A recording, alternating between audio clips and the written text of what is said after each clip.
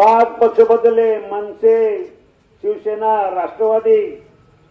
राष्ट्रवादीमध्ये सुद्धा दुसरा गट, भाजपचे दरवाजे ठोठवले आणि पुन्हा पवार साहेबांकडे जाऊन बसले.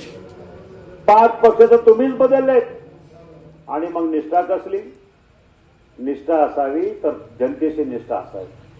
माझी निष्ठा लोकांच्या प्रती आहे.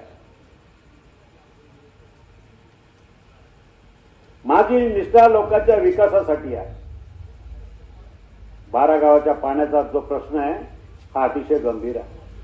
तुम्ही काय केलं? मी तरी मीटिंग बोलवली होती खासदार असताना सरकारबरोबर.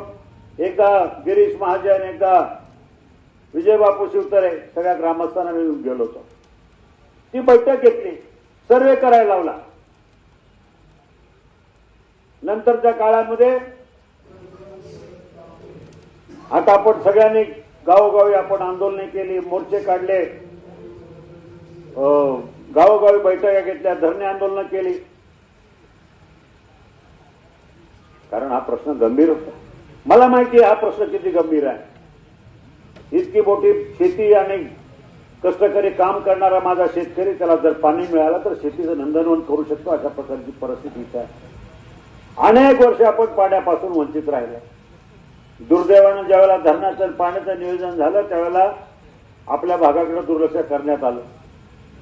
जुनी गोष्ट आहे. पण आता कुठेतरी आम्हाला हा प्रश्न सोडवायचा.